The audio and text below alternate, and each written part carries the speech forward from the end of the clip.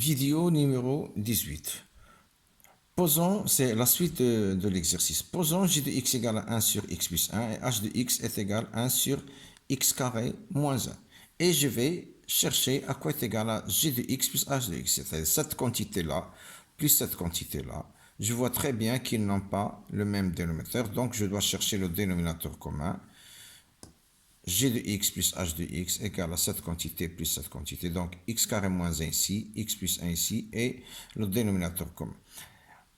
X carré moins 1, c'est une identité remarquable, donc est égal à x plus 1 facteur de x moins 1 et x plus 1 ici. Je vois très bien que j'ai x plus 1 ici, x plus 1 ici, donc je peux factoriser par x plus 1. J'aurai x plus 1 facteur x moins 1 ici, et x plus 1 c'est 1. Et sur x plus 1, facteur de x carré moins 1. X plus 1 ici, x plus 1 ici, je peux factoriser. Il me reste seulement cette quantité-là. Cette quantité-là, c'est quoi? X moins 1 plus 1, c'est x. Et en bas, c'est x carré moins 1. Donc, cette quantité-là est égale à x sur x moins 1. Ce n'est rien d'autre que f de x. Donc, qu'est-ce que j'ai enfin? G de x plus h de x est égal à f de x. F de x égale à x sur x carré moins 1 est égal à bien 1 sur x plus 1 plus 1. Voilà que j'ai décomposé. Comment décomposer? Ça, c'est une autre question. Maintenant, on va essayer de chercher la monotonie de f de x, mais en travaillant avec cette expression-là et non pas celle-là. Pourquoi? Car je peux décomposer ça en deux fonctions. Voilà une fonction qui ne comporte qu'un seul élément x et voilà une autre fonction qui ne comporte qu'un seul élément, qu'un seul membre qui comporte le x. Par contre, cette expression-là, il comporte deux fois la variable x. Très bien. Maintenant, je vais étudier la monotonie sur 0,1, puis sur 1 plus l'infini. Sur 0,1, je vais prendre deux x, x1 et x2 qui appartiennent à 0,1, dont x1 est inférieur à x2. Mais puisque je suis dans un intervalle 0,1, donc x2, ça va être inférieur strictement à 1, et x1, il va être supérieur ou égal, c'est-à-dire 0 inférieur ou égal à x2. Très bien.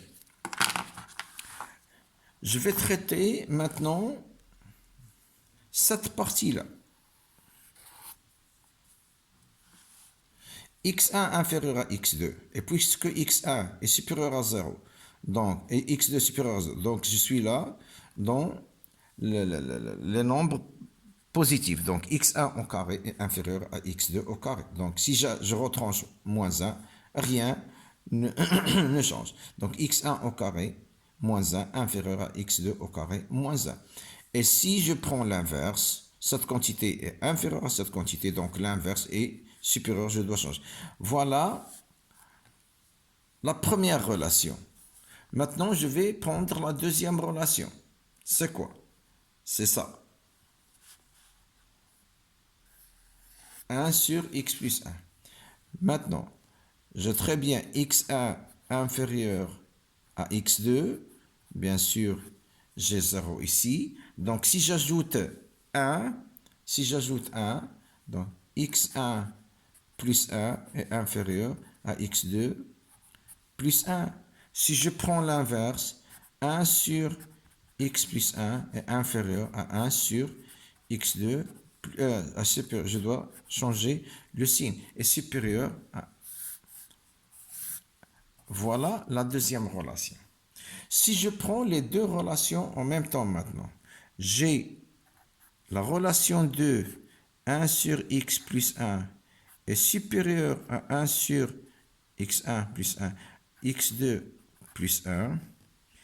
Et j'ai aussi 1 sur x carré, x1 au carré moins 1 est supérieur à 1 sur x2 au carré moins 1. Si j'ajoute membre à membre ici, qu'est-ce que j'aurai?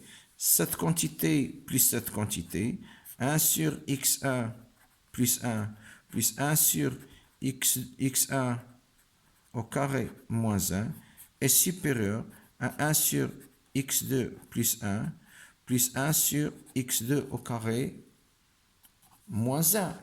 Et c'est quoi ça? C'est f de x1.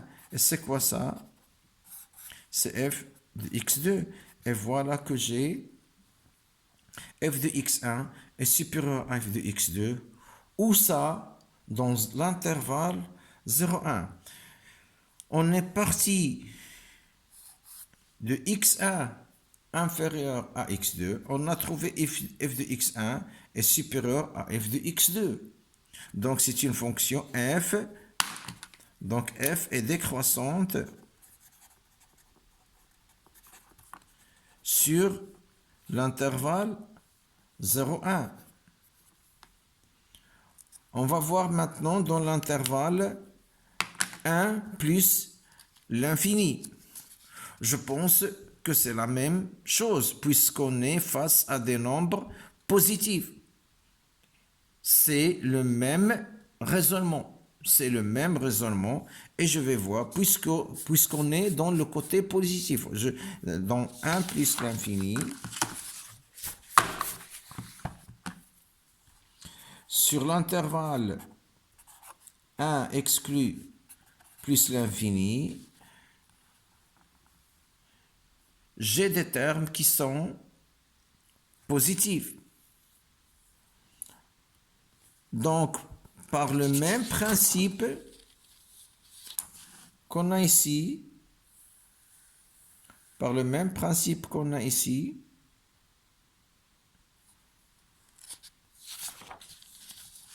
je vais avoir 1 sur x1 plus 1 plus 1 sur x carré moins 1 et aussi supérieur à 1 sur x2 plus 1 sur x2 au carré moins 1. Et voilà f de x1. Vous pouvez faire ce travail tout seul. x2 est supérieur. Et voilà que f est décroissante ici aussi. Où ça? Sur 1 plus l'infini. Si je veux chercher maintenant mon tableau de variation, j'ai moins l'infini, moins 1 et plus l'infini. La fonction n'est pas déterminée en moins 1, la fonction n'est pas déterminée en 1, mais j'ai travaillé seulement moi sur 0 plus l'infini. On a trouvé que la fonction f est décroissante sur 0,1 est décroissante sur 1 plus l'infini. Et puisque c'est une fonction impaire, donc elle est décroissante ici car elle garde la monotonie et décroissante ici. Je peux, même puisque ici la fonction existe toujours, je peux mettre une seule flèche ici. Ainsi, le tableau de variation maintenant est moins l'infini moins 1, moins 1, 1 plus l'infini. Toujours, ma courbe est décroissante. La question maintenant, est-ce que cette méthode de la décomposition des fonctions est toujours valable? Est-ce que à chaque fois que j'ai une fonction qui comporte qui se décompose entre deux fonctions, g et h, est-ce que je peux facilement étudier la monotonie de la fonction par cette décomposition-là? Je vais prendre un exemple. Supposons que f de x est égal à x carré plus 2x plus 3. Je vois très bien ici que f de x, ça peut être écrite sous la forme de g de x plus h de x, tel que g de x est égal à x carré plus 3, ou bien x carré tout simplement, et h de x est égal à 2x plus 3. Est-ce que je peux étudier la monotonie maintenant dans le domaine de définition, vu que j'ai f de x, elle est déjà décomposée en deux, g de x et h de x, c'est ce qu'on va voir dans la prochaine vidéo.